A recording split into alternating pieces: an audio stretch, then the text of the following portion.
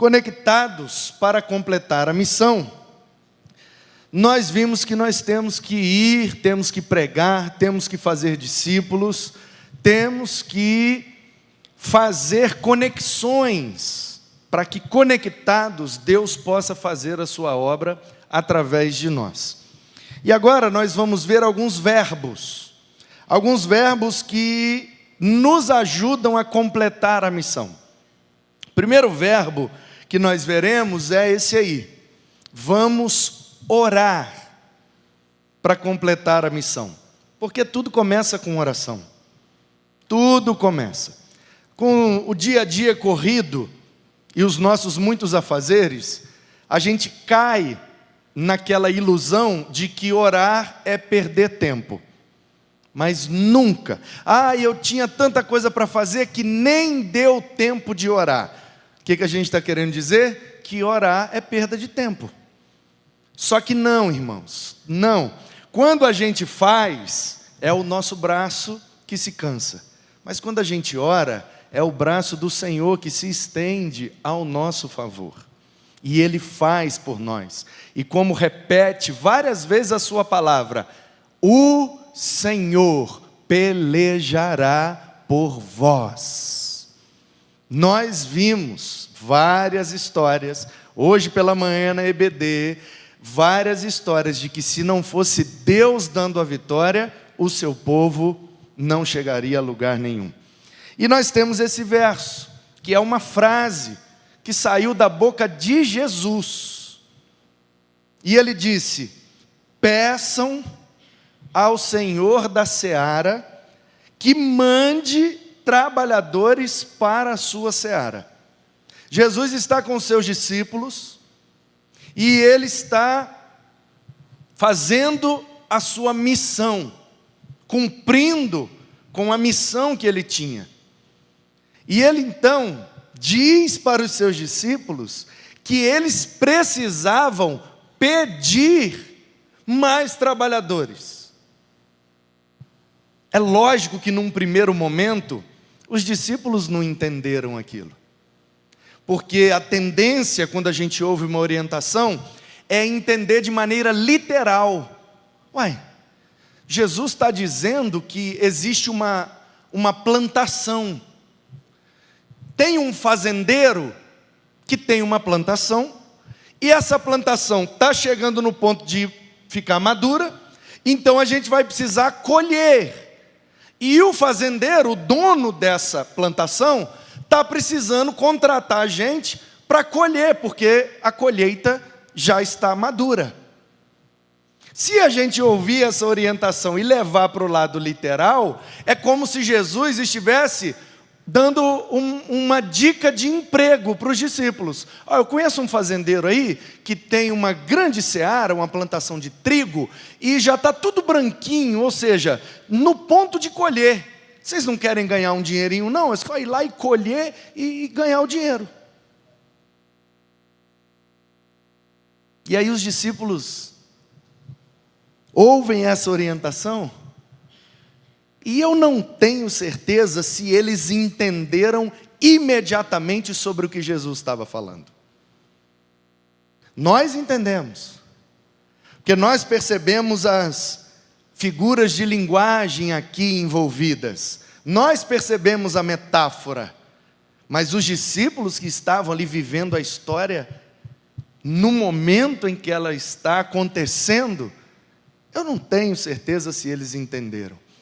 E, para ser sincero, eu não tenho certeza se nem nós, mesmo com todo o aparato que temos, mesmo tendo toda a Bíblia, oportunidade de estudá-la, compreendendo toda a metáfora envolvida, eu não tenho certeza se nós entendemos. Por quê? Porque eu não tenho certeza se nós vivemos em função disso aqui.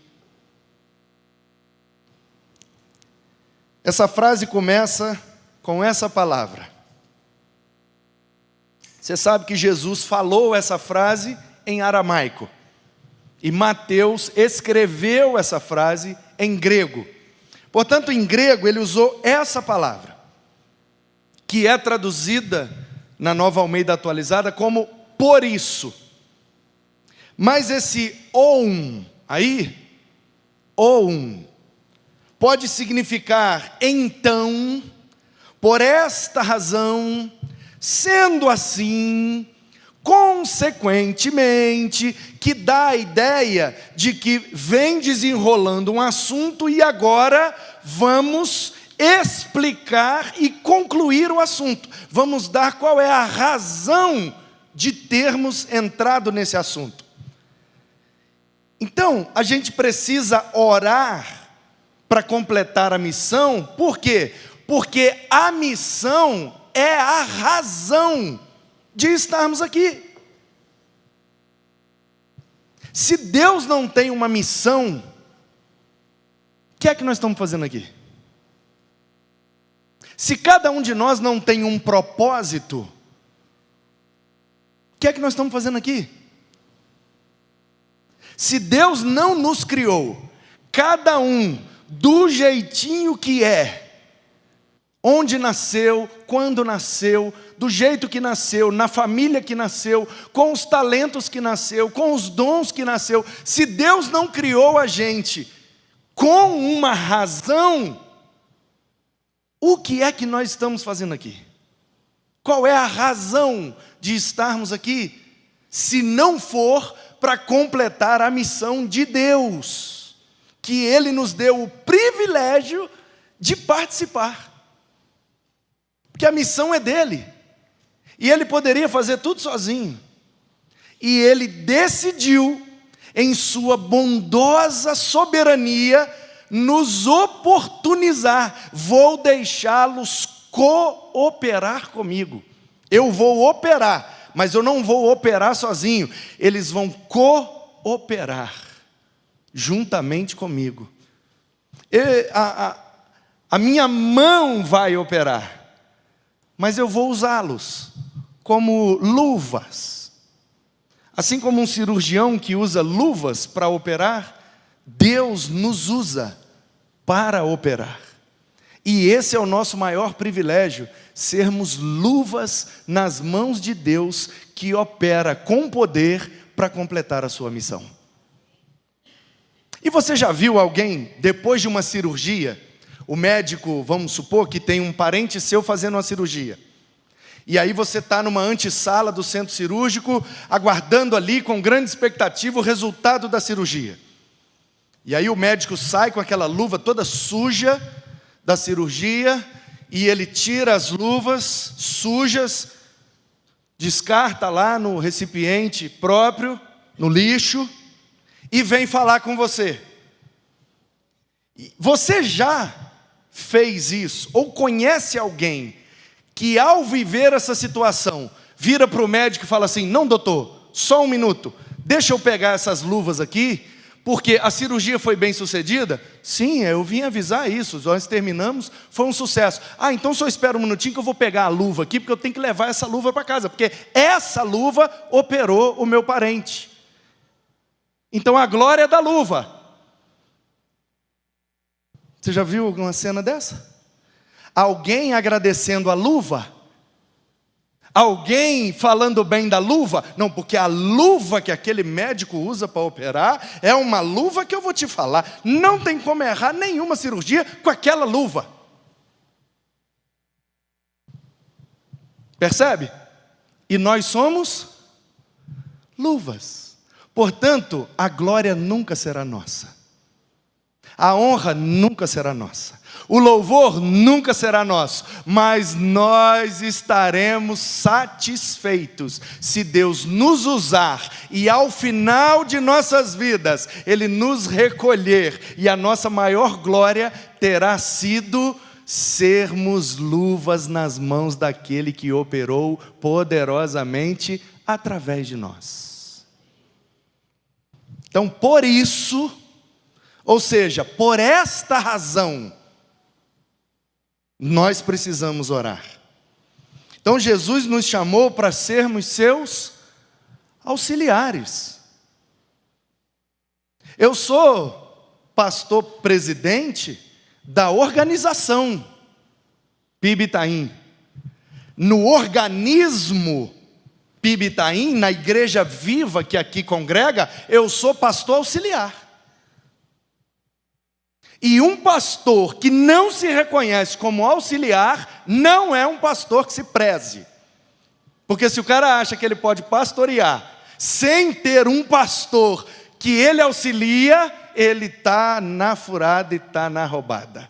Portanto, eu só tenho coragem de me colocar de pé aqui diante de vocês, com essa ousadia, pela fé naquele que rasgou o véu e nos deu essa ousadia, para alimentá-los com a palavra de Deus, porque eu sei que se de tudo der errado, eu sou só um auxiliar. Eu já fui pastor auxiliar. Já trabalhei com juventude, já trabalhei numa congregação. E olha, eu vou te falar, é uma bênção. Porque você faz, e quando dá um problema você, ô pastor, é o seguinte, está numa situação lá, e aí, o que a gente faz? Um amigo meu foi pastor auxiliar por muitos anos, pastor na área da música, da adoração, de uma grande igreja no Espírito Santo. Deus deu a ele uma direção, e depois de muitos anos, ele saiu abençoado, saiu daquela igreja e foi plantar uma igreja num outro lugar, começar do zero. E aí eu fiz uma live com ele, está no YouTube, depois se você quiser, você me pede, eu te mando o link, onde ele fala, e aí, como é que está essa nova fase? Agora você é o pastor, cara.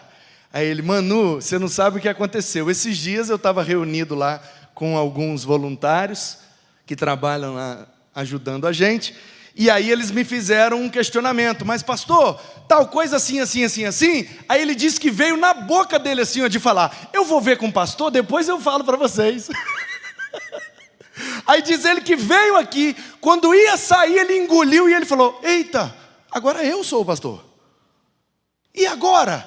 Aí ele falou, Manu, eu não sabia o que fazer, eu fui para casa e fiquei em crise. Aí eu falei, e agora, você já sabe o que fazer? Ele, claro, eu fiquei em crise, abri a Bíblia e Deus falou comigo, eu sou o seu pastor, consulte a mim agora.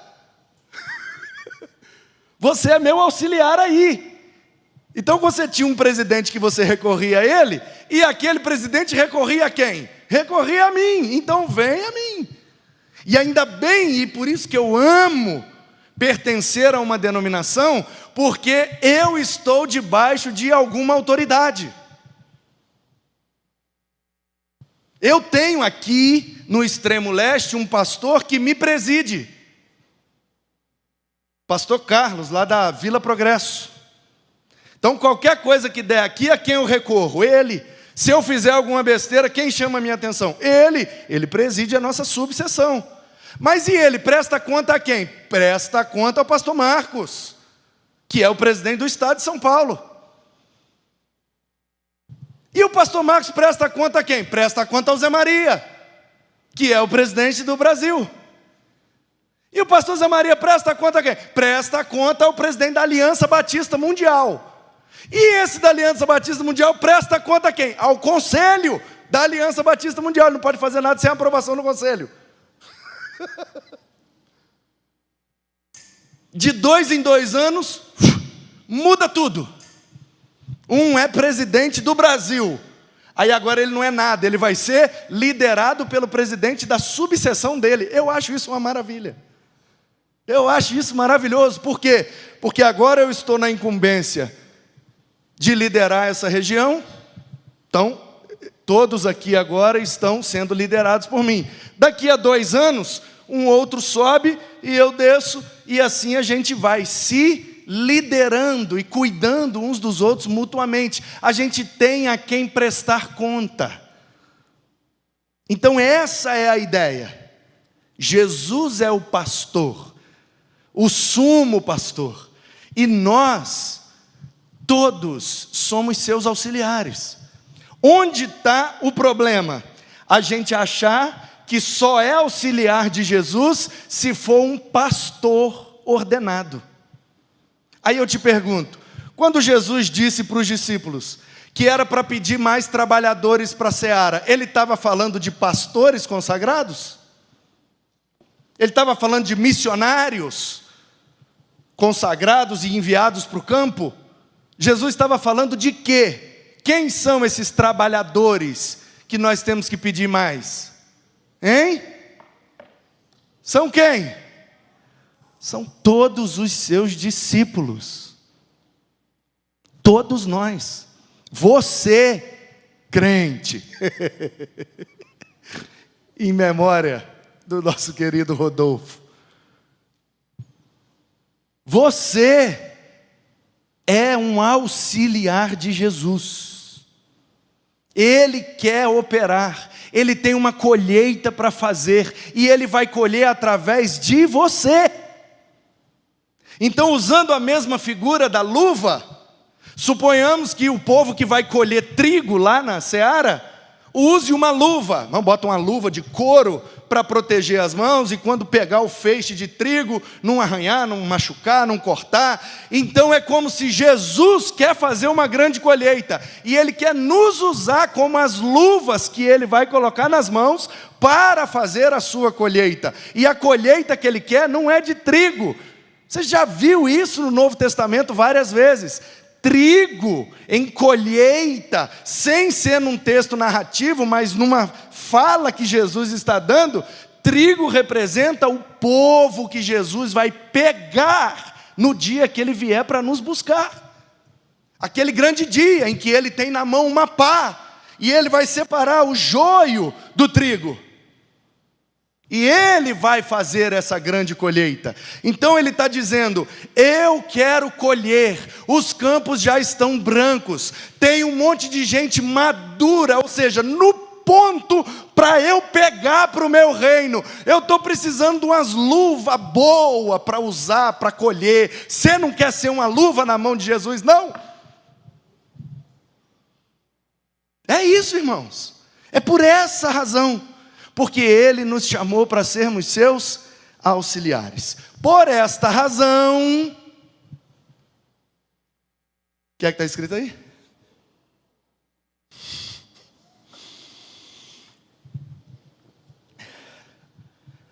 Daqui uns 20 anos a gente vai estar craque. Você já aprendeu uma lição, né?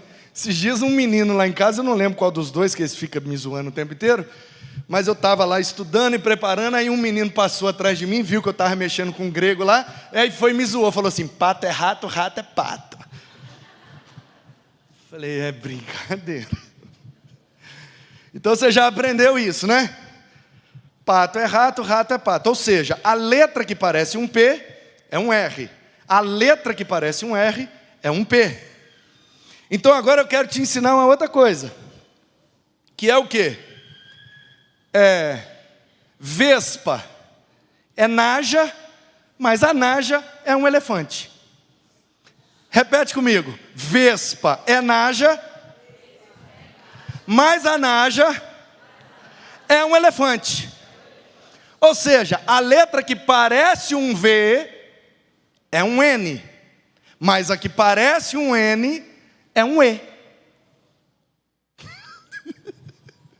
Entendeu, não? Olha lá. O, U, N, ó. Vespa é naja. Por isso, o Entendeu? Mas a naja é? A naja é? Então ali, ó, o que parece D é D mesmo, é o delta. Então, D, E, aquele E grande ali ficou fácil, né? Eta, e tem o outro ali menorzinho, que é um N. Mas a naja é elefante, então é D, E, aí aquele O cortado no meio é o TH. É só um T, mas na hora de transliterar o pessoal, para diferenciar, prefere colocar como TH. Aí tem um outro N. Naja é elefante, então é outro E. Aí o T e E. Então o que está escrito ali? D-E-T-T.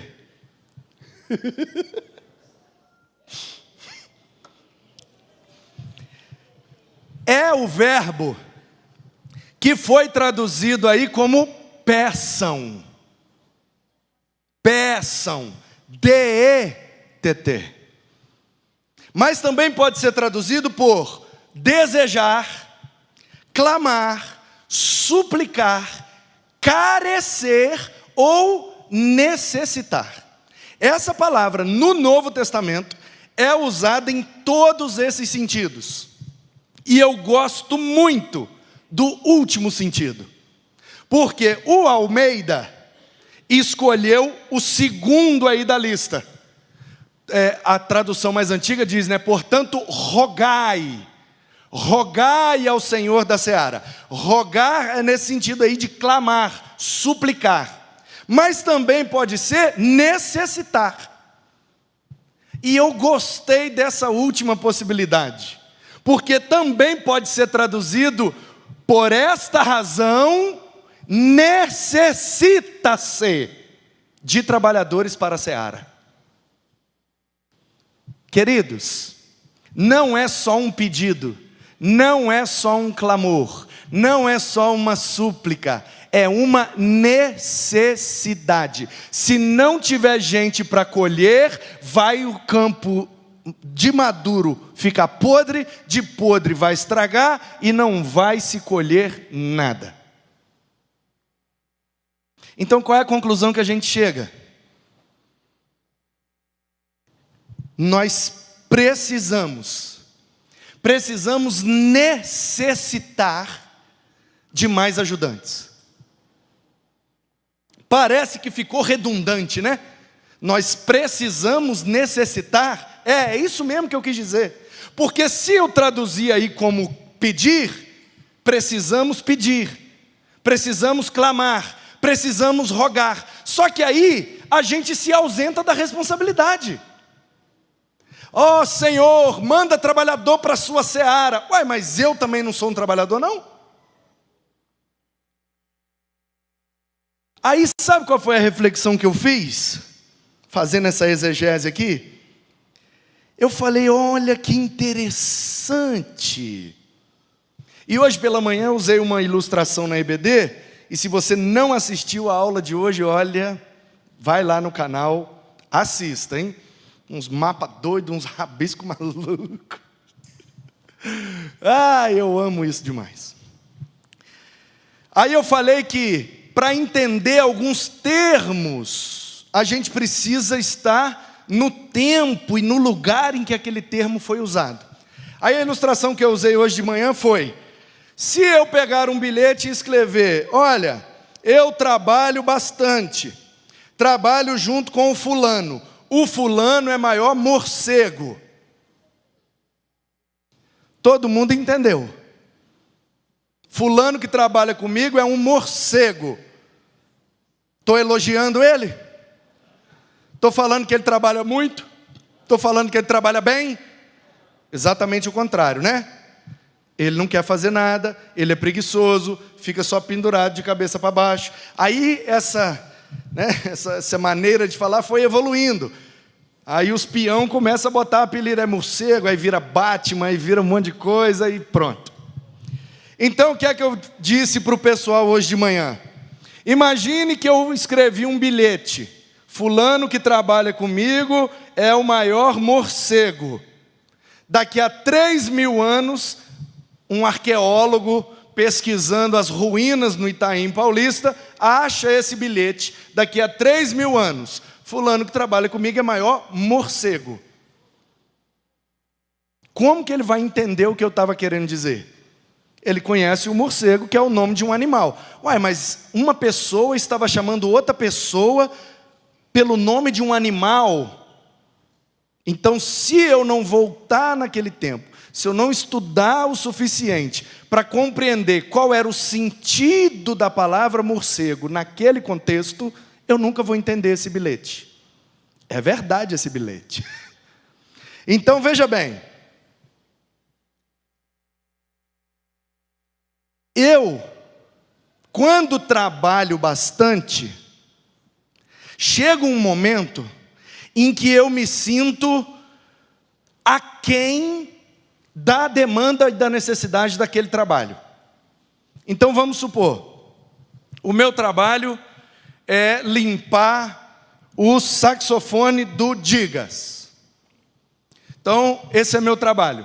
Eu preciso chegar E aí, Digas, beleza, beleza, cadê seu sax? Está ali. O Digas ensaiou, já passou o som, ele senta lá para relaxar, e eu vou agora limpar o saxofone do Digas, para quando ele for tocar no culto, o saxofone está limpinho, brilhando, funcionando. Aí, chega um outro saxofonista, o Wesley. Aí agora a minha função é limpar o saxofone do Digas e do Wesley. Aí depois chega um outro aí daqui a algum tempo vai ter ali 15 saxofonistas. Vão ter 15 saxofones para eu limpar. E o intervalo entre a passagem de som e o início do culto são 5 minutos. Quando era só o sax do Digas, eu pegava e limpava 5 minutos, tranquilo. Agora são 15. Aí agora eu já não dou conta mais sozinho. Aí quando eu estou começando a limpar o sexto saxofone, com muita pressa, correndo, porque já está na hora de começar o culto, e você sabe que aqui o culto não atrasa, 18 horas a gente começa mesmo, então eu tenho que terminar. Aí eu estou lá, quando eu começo a pegar o oitavo saxofone, Davi já está orando, abrindo o culto, não deu tempo de limpar todos. O que é que eu preciso agora? Preciso de mais gente para me ajudar. Então se eu dou conta de limpar 6, 7 no máximo, eu preciso de pelo menos mais 2, porque agora a gente tem que limpar 15. E se depois de um tempo tiverem 50 saxofones? Percebe? Quanto mais trabalho, mais ajudantes eu preciso. Certo? Jesus está dizendo isso para os discípulos dele. Tem discípulo dele aqui? Tem algum discípulo dele aí? Ele está dizendo para os seus discípulos, o trabalho aumentou, era 12, virou 3.000, virou 5.000, virou 10.000, agora são milhões, eu preciso de mais ajudantes. Eu vou ajudar o Senhor então, Jesus, eis-me aqui, estou aqui, peguei um, hein? Vou cuidar de um, opa, agora já são 2, e eita que esse um trouxe mais um, e esse outro trouxe mais 3, e Jesus, agora já são 6, e vai crescer. Quando chegar em 100, eu vou dar conta de cuidar sozinho? Então eu vou precisar de mais ajudante. Como é que eu consigo mais ajudante? Indo lá fora, e trazendo, e treinando, e discipulando, e botando para me ajudar. Aí nós vamos lá fora, e traz mais, e treina mais, e bota para trabalhar, e vai lá fora, e busca mais, e traz mais. Quanto mais eu trabalho, mais eu produzo. Quanto mais eu produzo, de mais ajudante eu preciso. Então é um círculo sem fim. Até que ele venha, a gente precisa continuar fazendo esse ciclo de treinar e enviar e buscar e trazer e cuidar e treinar, enviar e trazer e buscar e treinar e trazer, enviar e buscar e cuidar. E quanto mais gente, mais ajudante nós precisamos. Ai, pastor, está pesado para mim esse ministério. Então vai lá fora e ajuda Jesus a colher o que ele já está querendo colher. E traga, e treine, e bota para te ajudar. É isso que Jesus está dizendo.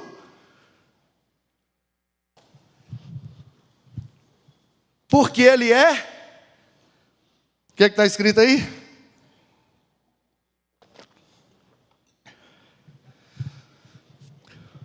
Não, o capa você sabe, o capa é fácil, é o K mesmo. Parece um V, né? Mas parece um U também, né? Então, ok.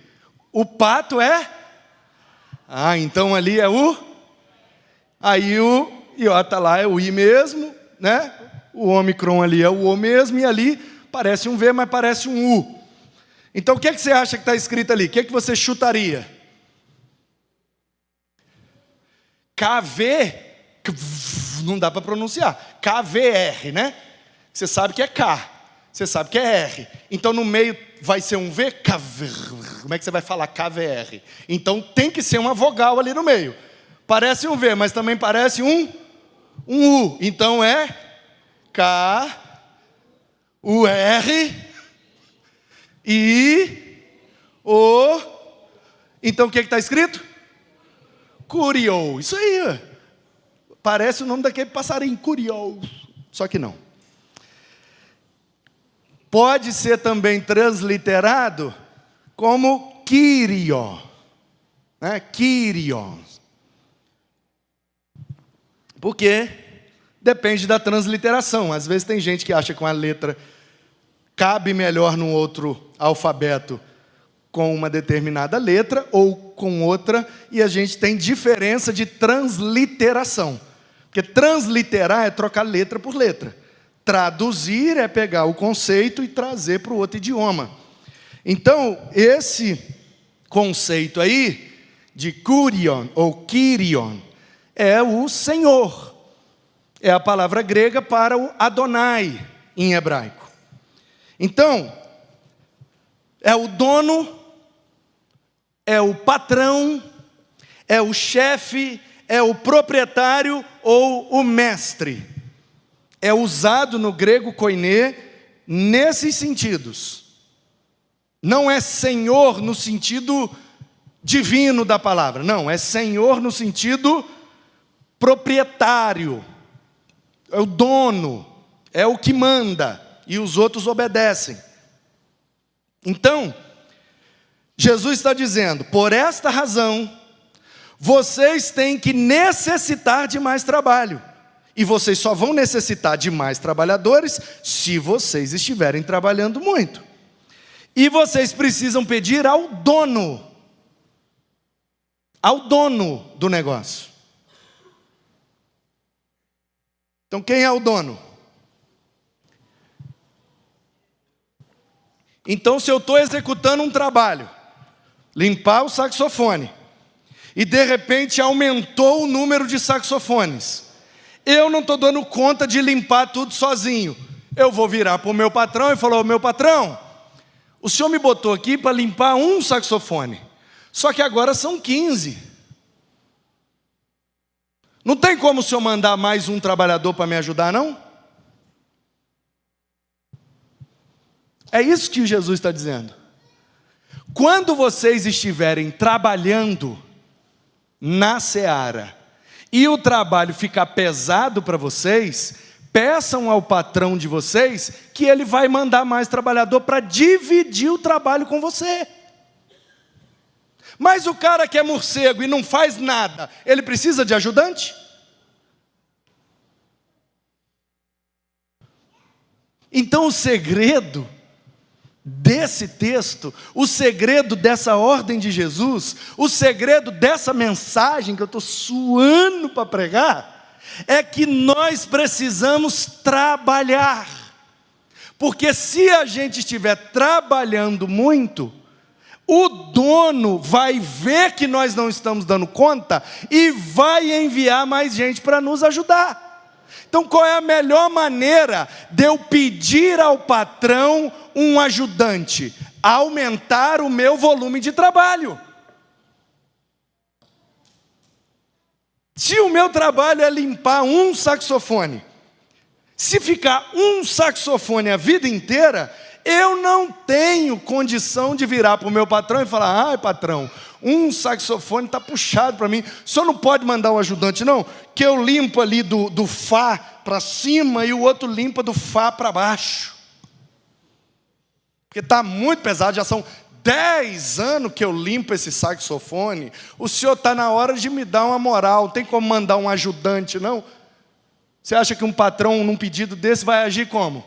Ai, tadinho dele, não está conseguindo limpar, quer um ajudante. Você tem potencial de trabalho para limpar até 7. Você está limpando um, tem 10 anos, você ainda quer ajudante? O que é que Deus está nos falando, irmãos? Que a gente acha que está pesado, mas no final das contas nós não estamos fazendo nada.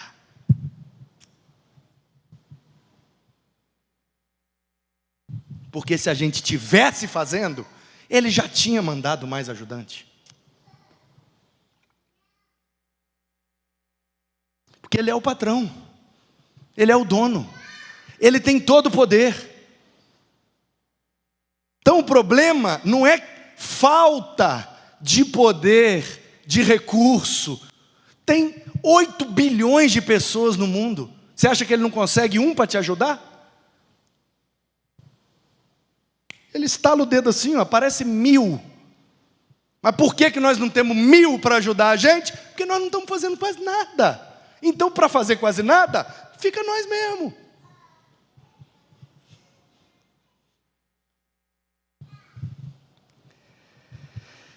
Por isso, peçam ao Senhor da seara. Peçam o quê? Peçam o quê? Peçam.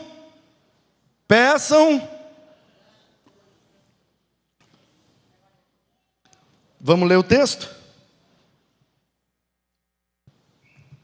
Ao ver as multidões, Jesus olhou e viu 8 bilhões de pessoas no mundo.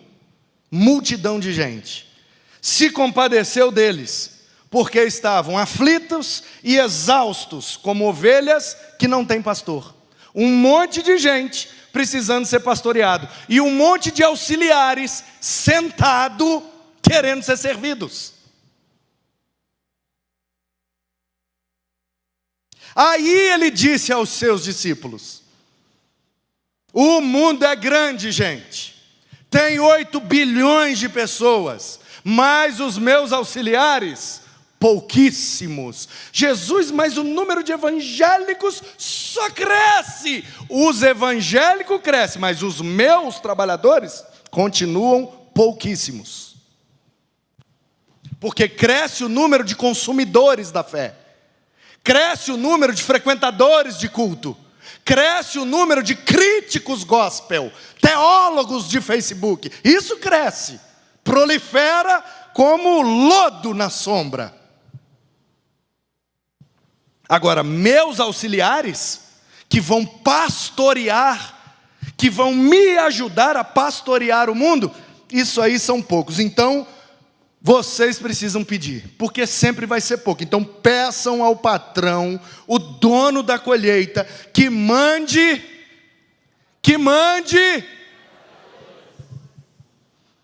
É para assistir culto? É para frequentar evento? É para tomar ceia? É para tocar no louvor? É para orar? É para pregar? É para liderar? É para quê, irmãos? É para trabalhar. É obra, é corpo, porque a palavra grega é essa, e a palavra é ergatas. Já ouviu falar no conceito de ergonomia? A lei do corpo, um objeto ergonômico que vai adaptar bem ao meu corpo. Já ouviu falar de esteira ergométrica? Para eu mexer, andar distância, metro, com o meu corpo. Ergatas, gente que trabalha com o corpo. Tradução literal, peão de obra, servente de pedreiro.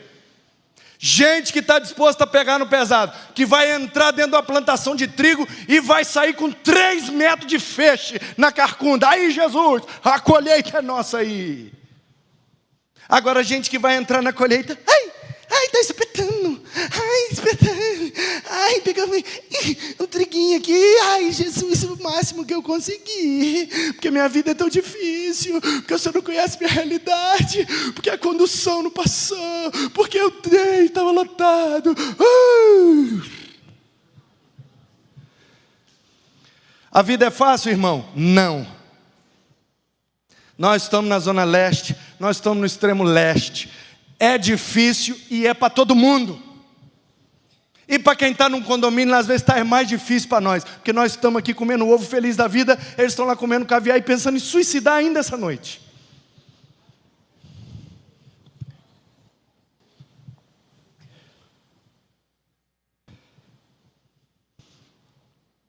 Ergatas, obreiro, funcionário, operário, braçal. Essas são as traduções para essa palavra. Gente que está disposta a botar a mão na massa, sem reservas, sem ponderações, sem justificativas, sabe? Ah, não fui porque não deu, não fiz porque não consegui, porque isso, porque aquilo. De vez em quando, imprevistos acontecem. De vez em quando, a gente fica mal mesmo. De vez em quando, eu venho só porque eu sou o pastor mesmo. Se eu não fosse, não vinha não. Mas não vinha mesmo. Manuzinho era pequeno, devia ter uns 7, 8 anos. E aí a gente ficou até tarde, como sempre. E lá em casa todo mundo é da night, a gente dorme mesmo é amanhecendo.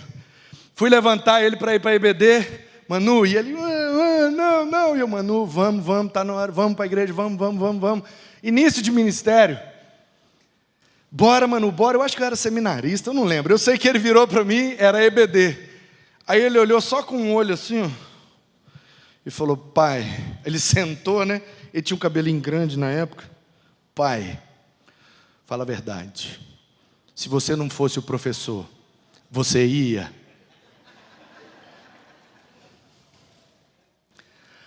Aí eu, vai dormir então, menino. Tem dia que a gente vem porque tem que vir. Isso é normal. Estou dizendo que nós vamos estar sempre dispostos, sempre sorrindo. Tudo deu certo, 1000 maravilhas. Não. É evangelho, não é algodão doce. De vez em quando vai dar ruim para nós. E nós vamos fazer o quê? Vamos sarar. E depois a gente volta, e vida que segue. Porque o nosso patrão é patrão, mas também não é um carrasco. Ele é justo. Se você estiver doente mesmo, pode ficar, ele te dá um atestado. Agora, ficar dando desculpa, você pode dar desculpa para mim, porque eu não conheço você. Agora, você vai dar desculpa para o patrão sabe muito bem o que você está sentindo, se você está sentindo, onde é que está doendo, se é que está doendo. Para o auxiliar, você pode mentir. Um auxiliar você consegue enganar, mas o patrão não tem como, porque ele lê lá dentro. E é ele que está dizendo que temos que ser os seus trabalhadores. Então nós precisamos trabalhar mais, pois o nosso chefe só contrata mediante necessidade. Ai, Senhor, manda 1 milhão de embaixador do rei para nós, que o Rodrigo vai cuidar de 1 milhão de embaixador aqui, sábado de manhã, Rodrigo junto com o Eduardo, manda 1 milhão, peraí, mas o Rodrigo e o Eduardo já deram o máximo, eles já estão cuidando o máximo de embaixador que eles conseguem? Porque se chegar no máximo deles, aí eu envio mais um. Aí eles aumentam a potência e pode atender mais. Quando os 3 chegar no máximo, aí eu mando mais um. Quando os 4 chegar, aí a gente vai evoluindo, mas tem que dar todo o potencial. Porque ele só contrata mediante real necessidade. Porque às vezes a gente acha que não dá conta, até começar a fazer. Aí quando a gente faz, passa 1 ano e a gente fala, não é que eu dei conta? Por quê? Porque quem garante o resultado do nosso trabalho não é a força do nosso braço, é o poder do nosso Senhor. Então nós precisamos trabalhar mais, porque quanto mais a gente trabalhar, Ele vai falar, meus meninos estão precisando de mais ajudante, hein? Esse menino que trabalha lá no Itaim, peraí, vem cá vocês, meia dúzia ali, vem ajudar meus meninos aqui. Pronto, batiza, ensina e toma aí mais 6 ajudantes para vocês. É assim ou não, irmãos? Então é só obedecer. Peçam ao Senhor trabalhadores. E aí vem essa miséria aí, ó. O que é isso aí, gente? Primeiro ali é o T, você já aprendeu, né? Esse Ozão comprido cortado no meio é o TH, né? Aí tem o E, que é fácil. Pato é rato, então é T-E-R. O I fica fácil. Hein? Aí esse aí parece um O, né? Mas é um O de bombeta. É um O de chapeuzinho, de bonezinho. Esse O de bonezinho, ele é na verdade um S. Ele é um sigma.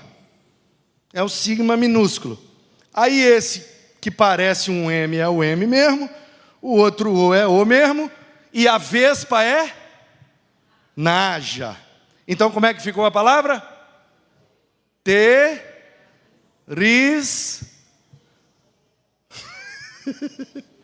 Vocês vão aprender, vocês são inteligentes. A seara, terismon, pode ser traduzido por colher, cortar, ceifar ou apanhar, pegar. A colheita, o ato de pegar. Então Jesus está dizendo, por esta razão, qual razão? A missão de Deus, que Ele nos oportunizou fazer junto com Ele. Nós precisamos necessitar e pedir ao dono mais trabalhadores, porque está pesado para nós, a gente precisa de ajuda. Para quê? Para pegar, para colher, ceifar, trazer. Esse é o ato. Então, precisamos trabalhar na colheita para um dia sermos a colheita. Enquanto nós estamos aqui, como trabalhadores, como discípulos, auxiliares do nosso Senhor, enquanto estamos como auxiliares, temos que ir colhendo, trazendo, buscando, trazendo, abraçando, fazendo essa colheita, para que, quando Ele vier, aí sim, nós seremos a colheita. Porque essa palavra está apontando para o trabalho que nós temos que fazer, mas também está apontando para o trabalho que só Ele pode fazer, porque Ele é aquele que vai vir e separar e fazer a sua colheita final. Então qual é a conclusão que a gente chega? Precisamos, como auxiliares de Jesus, vamos necessitar de mais ajudantes para a grande colheita. Então a ideia é o seguinte: Jesus vai voltar, irmão. E Ele disse que quando Ele voltar, Ele vai fazer uma grande colheita. E Ele está nos dizendo o seguinte: se vocês quiserem participar, eu dou a vocês o privilégio de me ajudar a ajuntar para facilitar a minha colheita. E sendo vocês ajudantes na colheita, serão vocês parte da colheita. A pergunta é: quem quer?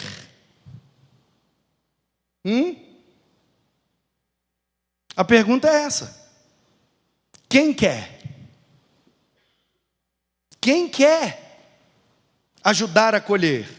Quem quer fazer parte da colheita, sendo trabalhador e ajuntando, mas também ser parte da colheita? Porque quando Ele voltar, Ele vai ajuntar todos os seus, como num grande feixe de trigo, iremos para Ele, com Ele, para a eternidade. Por isso que nós precisamos orar para completar a missão. Porque se eu não trabalhar, eu não vou sentir a necessidade de ter ajudante. Se eu não tiver a necessidade de ter ajudante, eu não vou pedir a Ele mais ajudante. Então, o meu trabalho me leva a necessitar de ajuda. A minha necessidade me leva a orar. Quando eu peço a Ele mais ajudante, porque eu estou precisando, aí Ele manda mais ajudante, para me ajudar a trabalhar mais. Aí a gente vai precisar de mais ajudante, nós vamos pedir a Ele, Ele vai mandar mais. Esse é o ciclo. Um dia você é colhido, no outro dia você ajuda a colher, naquele grande dia você é parte da grande colheita. Quem quer? Ele está chamando todos. Ele quer colher você, para fazer de você um colhedor, para fazer de você uma grande colheita. Ele quer fazer através de você e quer fazer de você uma grande colheita. E os campos estão maduros. E Ele viu as multidões e se compadeceu delas. E por isso disse aos seus discípulos: vamos precisar de mais ajudantes. Nós 13 não vamos dar conta. Então vai chegar um dia em que o trabalho de vocês vai ser tanto, vocês vão precisar de mais ajudantes. Mas fiquem tranquilos, que se vocês estiverem realmente necessitando de ajudantes, é só pedir ao patrão e ele imediatamente vai mandar para poder ajudar vocês. Porque o objetivo dele é que a colheita seja a maior possível. Todos nós recebemos esse chamado de sermos a colheita, de fazermos parte da colheita e de sermos a grande colheita. Isso é um grande privilégio para nós. Se eu fosse você, eu não sairia daqui hoje sem tomar a sua decisão de ser parte dessa colheita, de ser um trabalhador nessa colheita, de ser um ajudante do dono dessa seara. É um grande privilégio que Ele nos dá, de fazermos parte dessa obra tão linda, tão maravilhosa, que Ele está fazendo em nós, através de nós e apesar de nós.